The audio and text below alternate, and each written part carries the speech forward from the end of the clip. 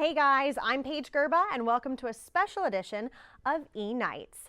Today we will be showcasing feature stories from top RTV production students at UCF. They're known as eKnights, which is short for entertainment. And this special edition will definitely be entertaining. We have 13 students and 10 features to introduce to you. I got the opportunity to interview each student and was able to get an inside look at each story. First up, I sat down with Mar Perez to learn about an up-and-coming tattoo artist.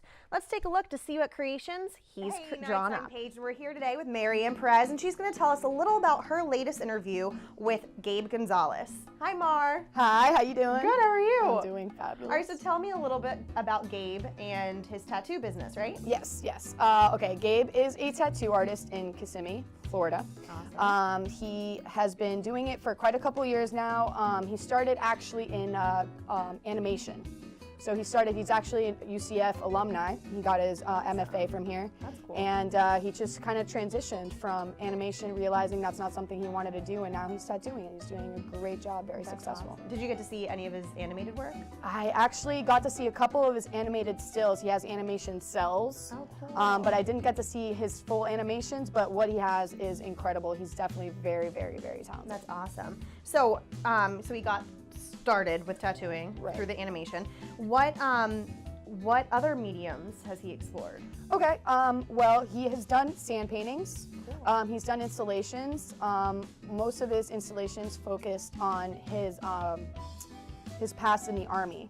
He did a lot of very black and white stuff that was very impactful to the audience, and it was very deep. But yeah, he worked through that in animation, and then he just went into tattooing. Awesome. Well, tell me a little bit more about his past in the Army. Right. Okay. So he was in the Army after when he was about 23. I think it was right before he actually went into studying animation. But he used art as an outlet for his PTSD. So he kind of used that, and his characters matured over the years through that. And yeah, so because of the PTSD, he was able to create very intense artwork, and it influenced most of his tattooing and all of his artwork from then on. Awesome. So you went to the tattoo shop. So what were some examples of some awesome tattoos that you saw? Okay, he loves Disney animation. That was why he got into animation in the first place. So most of the stuff he does is Disney related, and he's really, really good at it. So I saw a couple pieces. One was like a Mickey Mouse family, a bunch of Mickey Mouses. It was somebody, a guy came in, and he wanted a piece to represent his family in general. He just recently did, what's it called? Peter Pan? What's the Wendy? Yes, Tinkerbell? Tinkerbell, that's what it was, yes. He did Tinkerbell, and that came out really, really cool as well. But yeah, most of his stuff is Disney related or very opposite, like gothic. That's awesome. Okay. Would you get a tattoo from Gabe? Possibly, yeah. I mean, if he gives it to me for free, why not? Well, that sounds really cool, and we're really excited to see some of his work. So thank you for being here with us today. Thank you for having me. We're going to show you some of the work that Marianne saw with Gabe, and here you go. Here's a little bit of it now. I've always been drawn to art since I was a little kid. I would just always be doodling. Wanted to be an animator. I was always replicating cartoons that I would see on TV. Everyone that knew me knew that I was drawing. My name is Gabe Gonzalez. I'm known in the tattoo world as Tater Tot. I was actually a customer of Boda's. He's actually my army buddy and my tattoo artist. I was his customer for about 2 years. I was here every Friday getting tattooed. Throughout the course of the time that I was here, he actually showed my art to our boss, Armadillo Red, who decided to take me on as an apprentice. It was not something I had planned.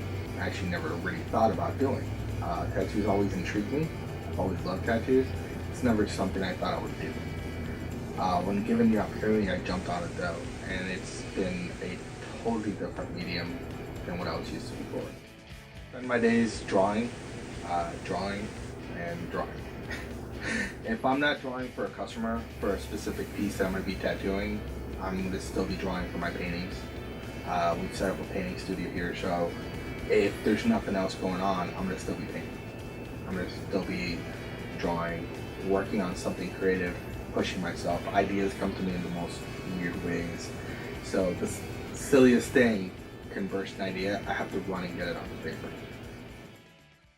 To watch more of this video, visit communication.cos.ucf.edu/eKnights or search eKnights on Google. Well, that was so cool to see the artwork that Gabe designed. Thanks, Mar, for getting the inside scoop on the local Orlando tattoo scene. Next, I interviewed students Ryan Rance and Lindsay Brocklesby, who got an interview with an amazing little guy.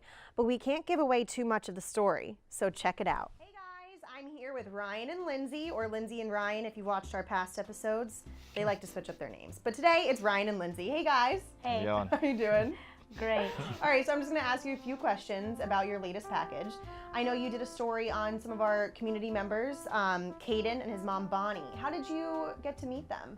Well, I was first introduced to them through one of my sorority sisters who knew the family relations coordinator for Nighthon. Oh, cool. What's Nighthon? Nighthon is UCF's biggest philanthropy. They work all year long raising money for the Children's Miracle Network. Okay. We just recently had it, and they raised over $390,000. That's awesome. That's really cool. And that's on UCF campus? Mm-hmm. Wow. All right. Well, so I know as producers, we like to be creative and try different things with our projects. And I heard around the rumor mill that you guys did a little something different with your package. Why don't you tell me about your process? Okay, well, it was going one direction, and then when we got to the editing process, it kind of turned into a little bit of a different story. But we can't really give away that surprise just yet. Yeah. So you definitely think that throughout the process, it's not all just planned before things Absolutely. come up. Yeah, it kind of just snuck up on us. We're both editing, and they're like, hey, let's take it this way. And then we're like, yes. Mm-hmm. And it's a bigger message. Oh, yeah.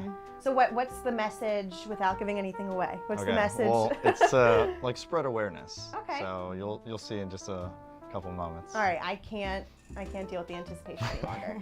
So let's take a look at Lindsay and Ryan's package right now. So if you want to just go ahead and introduce yourself and Caden. Caden, do you want to introduce us? No. No. How about you, Cheeto?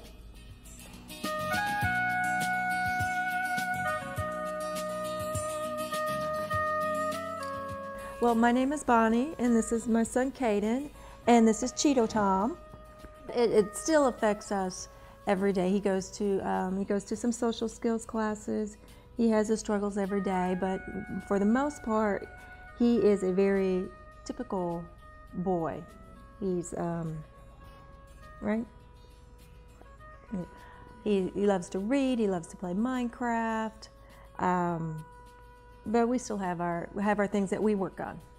I also watch GTA 5. Casey does. Was what? Watches GTA 5 online. Okay, I don't even know what that is. I do too. Well, Caden was diagnosed with autism when he was really young, about 18 months, which is really, really young, but he was on several aspects of the spectrum back then. But he has had early intervention and therapy since about 12 months old, about a year old. And through all those therapies, from a little boy who wouldn't talk. To watch more of this video, visit communication.cos.ucf.edu/eKnights or search eKnights on Google. Well, I never would have guessed that Caden was autistic. What a great, heartwarming story. Thanks, Ryan and Lindsay. Now, have you ever thought that you could paint artwork right onto stretch silk? Well, we interviewed Craig Coling to hear his thoughts on a busy Orlando silk artist. Hi, everyone. We're back with Craig, and he's going to tell us a little about Pamela Gloss, the silk artist. So Pamela was originally a teacher at a school. She started as just like an art teacher, and she decided that she wanted to just do things independently on her own. So she became a silk artist, and she teaches people privately how to paint silk and get it set up on the frames. That's really cool. And do the entire process. Awesome. No, I know a few interviews ago we talked to Ryan and Lindsay, some of our co-producers in our class, and we talked to them about how sometimes during production the process can completely change sporadically. And you have discussed with me that this was really planned ahead of time and you made sure you had everything to go. And how did that work out for you? Oh yeah, I wanted to set up some time to talk to her 2 months ago, but she just didn't have any availability at all. So she Right, said, like, the first day I'm available is like 2 months from now. And that was that kind of, I had to reschedule everything that I was doing before that, but it made planning ahead of time really nice because everything just went really smoothly. I had a Yeah. lot of time to get the questions ready and know Right. just what was going to be happening once I was Right. on the scene. So tell me a little bit more about your pre-production process. I mean, a lot of it is just talking to the person that you're going to be interviewing and trying to get to know as much about them as they can. And what really helps is a lot of artists have like their own private personal website that really can help you kind of look into it to think of some other questions that even they might not anticipate. Because some of these people make the websites and don't update it for like a year or two. Sometimes they forget what the stuff is Right, up on yeah, there. So definitely. they can kind of get surprised even just when interview questions are based off of those things. That's really good. So you got a lot of good questions. Yeah, in. I think so. Yeah. So a little bit more about Pamela and her art. What was like one of the coolest pieces that you saw? Because I know, silk painting, silk artists, it's not a common thing. So One of the coolest things I saw was she has some art that is like multiple layers. So it'll be two paintings on top of each other that you can see through. So it looks like it has some depth to it. She did this really cool one with like a butterfly where each wing was like on a different layer. So it looked like it had some depth to it. yeah, Like it that's had a new so cool. dimension. That's awesome. Well, I'm sure we're going to see a lot more in your package, right? Oh, of course. All right, so let's take a look at it now. This is Craig's piece with Pamela Gloss, the silk paint artist.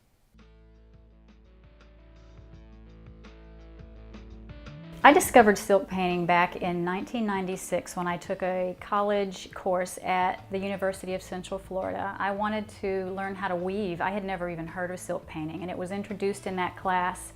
And the first time I saw the dye hit the silk, I was in love. I fell hard, and that's what I wanted to do.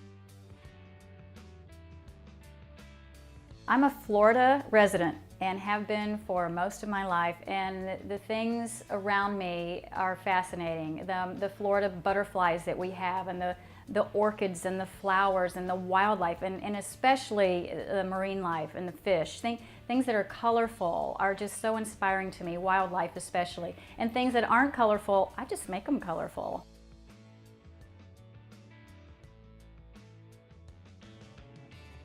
When I first started teaching, I was teaching business. I taught business education to 8th graders for 13 years. And then I got into teaching art, and I taught art for a couple of years. And then I decided I wanted to do my own art and change things. I like to switch things around.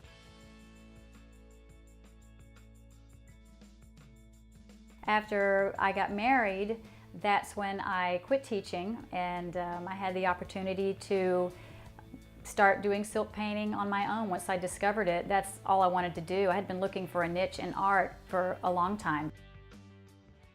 To watch more of this video, visit communication.cos.ucf.edu/eKnights or search eKnights on Google. Well, that was a really interesting feature. It seems like silk art is really taking off and could be something that any artist could enjoy.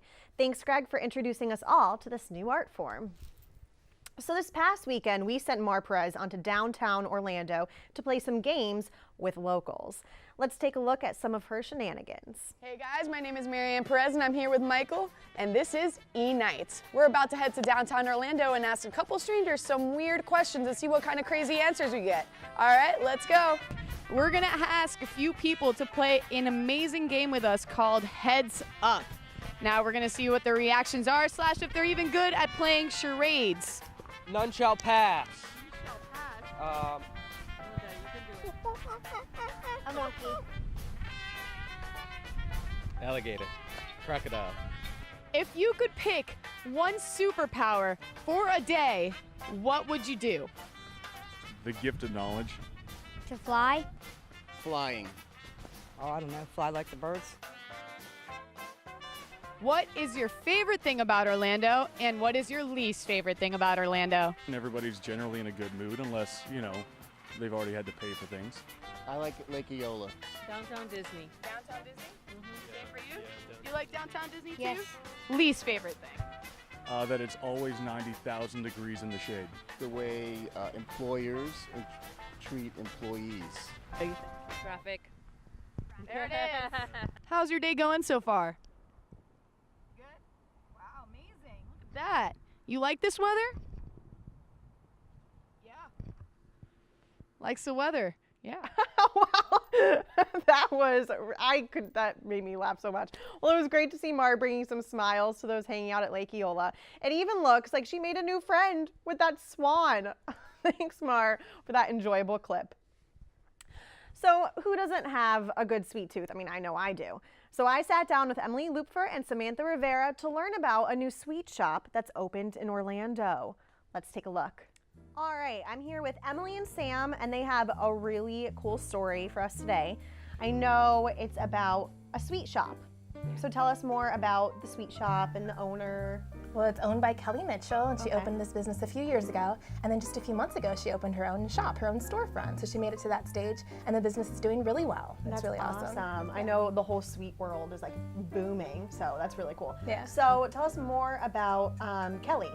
Well, she's a mother. She has 3 kids, and ever since she was young, when she was 12, she was inspired to bake, and that's always been a passion of hers, and now, finally, she's decided to make it a reality.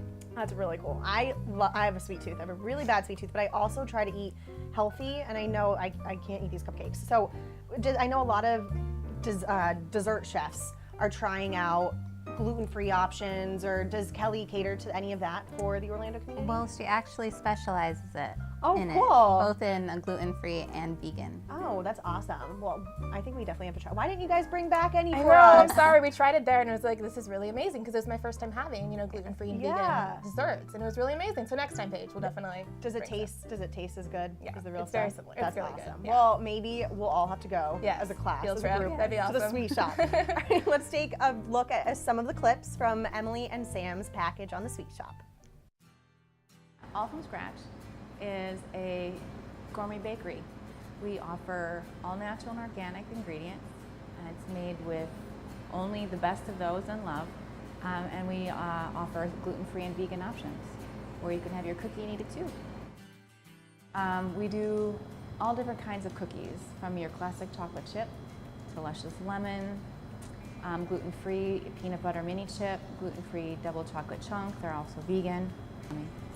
Then we do, cinnamon streusel muffins, gluten-free pumpkin muffins, toffee, chocolate fudge. That is actually my grandmother's recipe. Passed it on to my mom, who gave it to me finally. I had to beg her for it. And I make the marshmallow fluff for it myself. Oh, the best fudge brownies ever. My husband actually offers a guarantee when he sells them. If it's not a really darn good brownie, we'll give you your money back. Like, yeah, no, you're good. And they keep walking. Can I have another one? I've been baking since I was probably about 12 when I started. It's just something that I started doing, I love to do, and it became like a event for me. Like when you get stressed out, there's just something that you go to. Well, for me, it was chocolate chip cookies. And so it was just a stress reliever, and it was fun, and I started doing this, and people loved them. And yeah, I've always heard the story, you should sell these. To watch more of this video, visit communication.cos.ucf.edu/eKnights or search eKnights on Google. Now that I've seen that, I could go for a good cupcake myself. Thanks, Emily and Sam, for informing us on a great new shop to check out. When people think about art, they often forget about dance. Our students Erica Ueno and Roberto Bonini traveled to a local Orlando dance studio to learn more about this worldwide movement. I got Erica and Roberto here in the studio with me, and I'm going to talk to them a little about their recently produced package called Golden Opportunities. So ballroom dancing is the main topic of this package, and I've always wanted to ballroom dance. So tell me a little bit more about your 2 ballroom dancers. Well, we have dancers Margaret and Vera Gold, and they are a mother and daughter duo. We mostly interviewed Margaret, and they just came back from a competition called Superstars from Sarasota, and they both won first place in their age group. Wow. So we're very proud and honored to have interviewed them in general. That's awesome. So did you get to see some of their dancing? We weren't there for their actual competition, but they do practice at the Crystal Ballroom. It's a place that they rent out for a couple of hours, and it's located in Castleberry, not too far from us. So we had a chance to see them practice, and it was pretty cool. It was amazing to see them with their instructors, their partners, see them dance, all different types of dancing. It's amazing. Yeah, that's awesome. I mean, I've seen some ballroom dancing on TV or even around the UCF campus. They have classes. It's so amazing how they do it. They like flow. It's like fluid movements. It really is, yeah. So, I mean, it's a pretty difficult sport. I would call it a sport. And they've probably been training for so long. What are some challenges that they've faced in their career?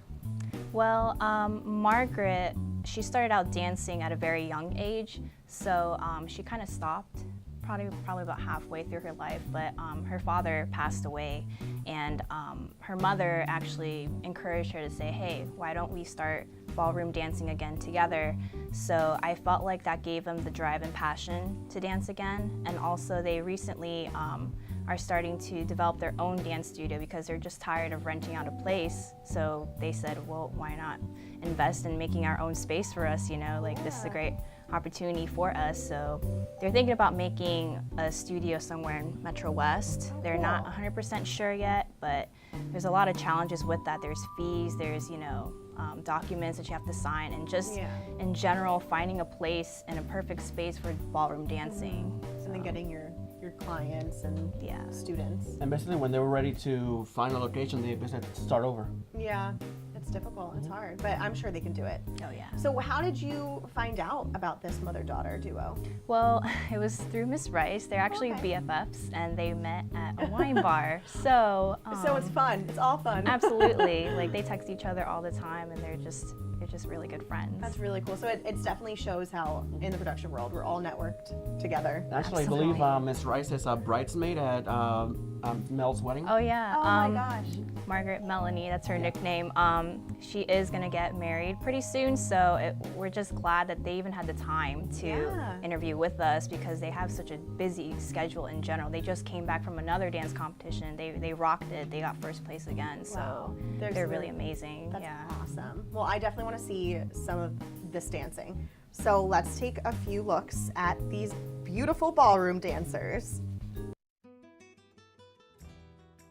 I just love the feeling of dancing, the expression of the music, the expression of the emotion, the flowingness of the movement. There's so much to learn. It's just exciting. Ballroom dancing has many styles. It has an American rhythm style, a Latin style, smooth and standard. The rhythm and the Latin are very fast-paced and fiery. So depending upon the style that you choose, you get a different feel or a different emphasis and a great way to communicate feelings. I've been dancing basically since 5. I used to dance ballet and jazz and tap. And then my life took me in a different direction. I spent a long time not dancing, and then I got back to it when my mom decided to take up dancing after my dad died. She brought me back to dancing, and I fell in love with it all over again. There's a little competitiveness that brings us both up, but we also are very supportive of each other and see what we think can improve the other one without insulting. But it actually is good because you know you're getting the truth. We just came back from a dance competition in St. Pete's called Superstars. I placed first, and I competed with some great dancers there, so tough competition. To watch more of this video, visit communication.cos.ucf.edu/eKnights or search eKnights on Google. Those were some amazing dance moves. I don't think that I could have done that. So I might have to pop in for a lesson or two myself. Thanks, Erica and Roberto, for that feature. Every time I drive down the 528, I always see this water sports complex. So we sent in our students Michael Ablove and Katie Hidden to reveal the real story behind this Orlando attraction. All right, I got Katie and Michael here, and they're going to tell us a little about their Orlando water sports package. Hi, how you doing? Yeah, so the water sports package, there's this lovely place out near downtown Orlando where you could just go out and water ski, like in the middle of the city, like they tow you around, you have ramps, and you can water ski, water board, knee board, whatever you want. It's an awesome place. That's really cool. Out there. It is. Yeah. So where in downtown Orlando? Just south, like literally south of the 528. Awesome. Did you guys get to do any cool water sports? I did. Scared. You did? I did. It literally took me about 45 minutes to get going before I could go in the water. Oh, wow. I fell on my face a few times. It was hilarious. No, I mean, I grew up on the beach, and the furthest thing for water sports I've done is jet skiing, and I don't even think that's a water sport. Do you have to be, someone that's experienced in order to participate? No, they actually have trainers out there to, if you're under like 10 years old, they'll train you and like person to person on a slow wire, and That's cool. That's really cool. Mm-hmm. So what events go on at Orlando Water Sports Complex? they have they have a lot of professional events. Like they have things for like Red Bull competitions that Red Bull comes out, and they will do just nationwide competitions of water sports, and then they have like local competitions. You'll see, every now and again you'll just see like top professionals come in and do some cool tricks like 20 feet up in the air, which is really awesome. That's amazing. Yeah. That's really cool. So let's talk a little about your production process. That's a pretty difficult, sports are hard to film. So what were some of your shots like? Well, especially with shooting with water, you have to be careful of the camera. So luckily, I own a GoPro camera, which is waterproof. So what I did was I was able to put it right on a board and have someone go through the track with the camera on it, recording forward and backwards. So it's really neat. You have them falling, and then also you could use that same camera for some slow motion shots, which is really neat. That's really cool. So you got to do a little bit more than with the cameras that you're used to. Yeah, we have the studio cameras doing some interviews and regular shots, but to get those cool action shots, like close-ups, you need something waterproof. Yeah, well, that's really awesome. I'm gonna have to try a GoPro. I've never used it. Oh, it was a lot of fun. And I'm gonna have to go. You should try water skiing. I know, that's why I'm gonna have to go there. Okay, so we'll go to the sweet shop, and then we'll also go water skiing right after. It's a great combination. Probably do it the Maybe other way opposite? around. All right, Yeah, maybe if we survive, we can go get sweets to celebrate. Exactly. All right. Let's take a look at some of the shots that they got. Some GoPro shots, some studio camera shots right here.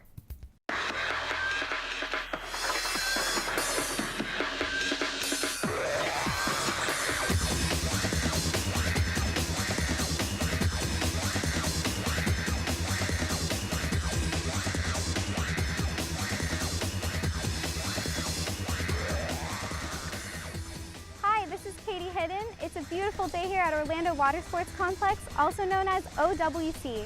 People come here from all over the city and even the country for water skiing, wakeboarding, kneeboarding, and even just to relax.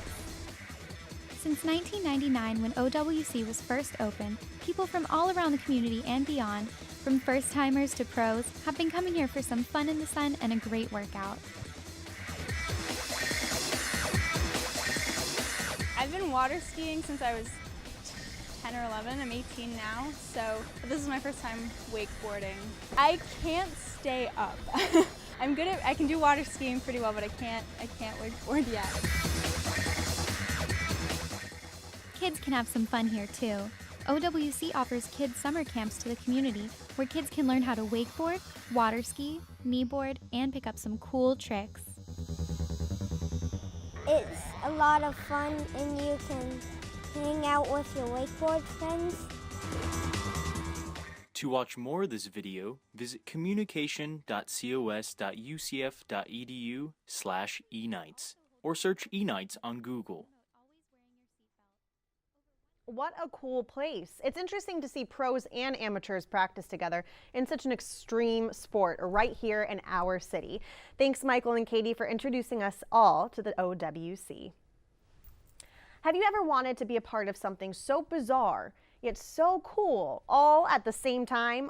Well, our very own Emily Lupfer and Katie Hidden uncover the mystery behind flash mobs. We're back again with Emily and Katie, some of our producers in our class.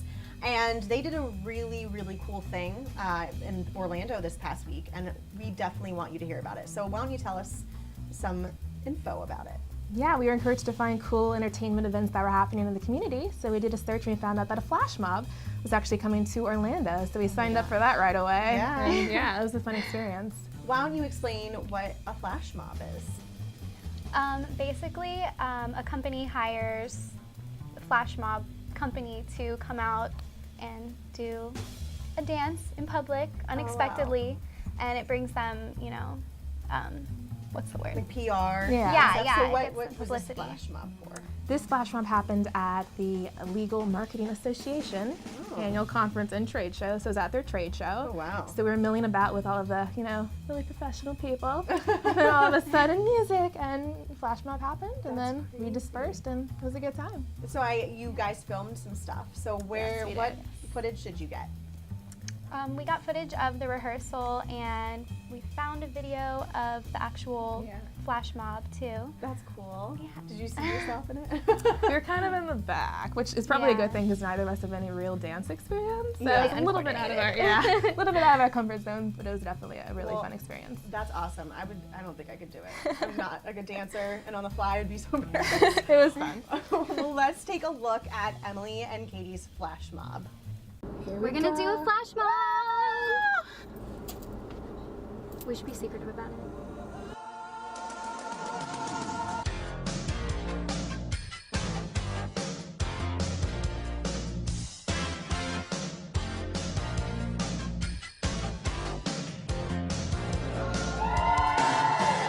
Hey guys, we're here.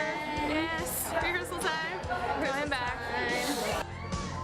Say you don't care close to that kind of place. We're about to go in and do a flash mob.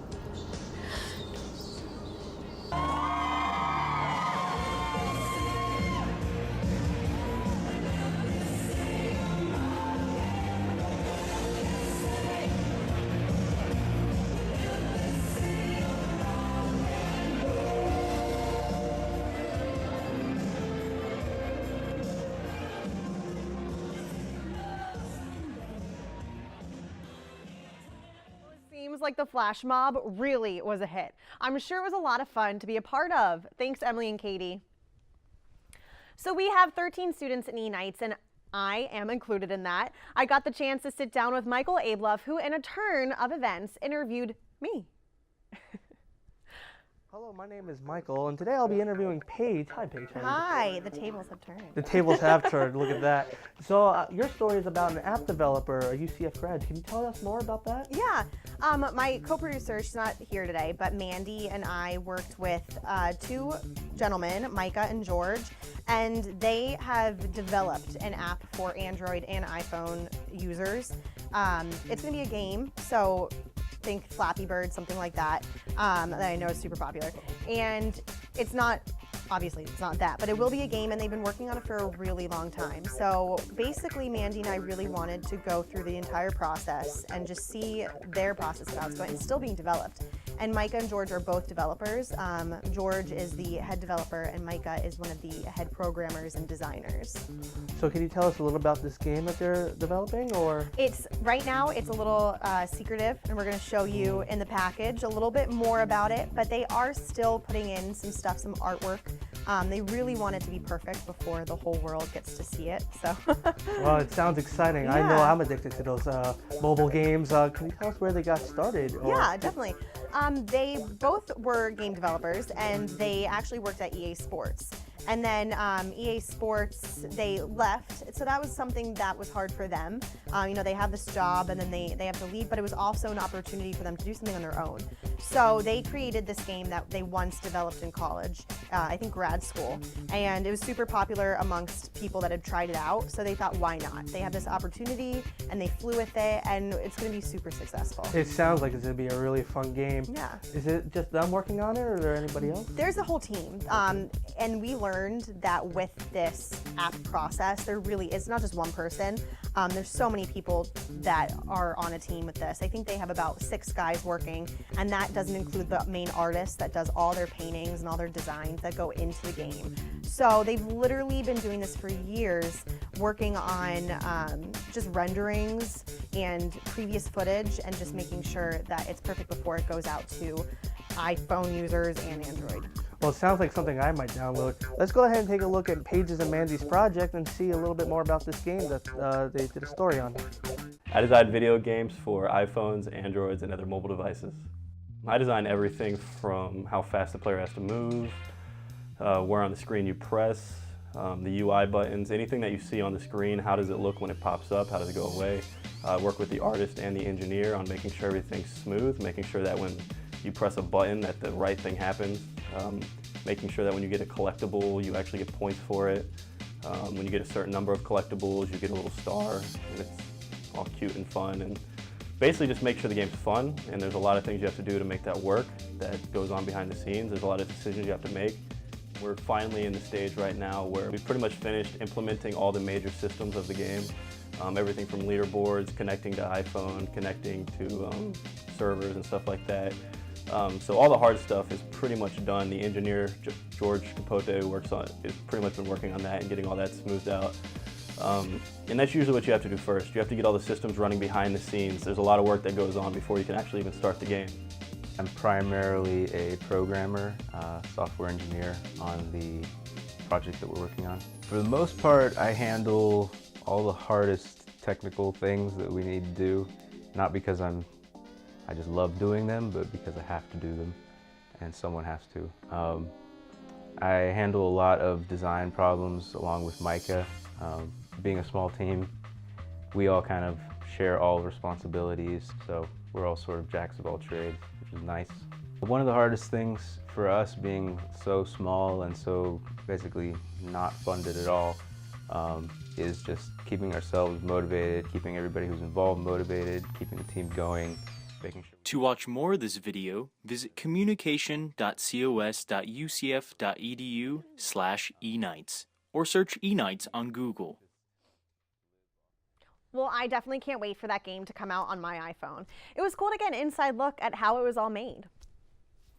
To conclude today's show, we have a special interview with our professor who started this show. We had Erica Ueno sit down with Stephanie Rice to learn more about the future of eKnights. Hey eKnights, this is Erica and I'm here with Professor Stephanie Rice, the one who started it all.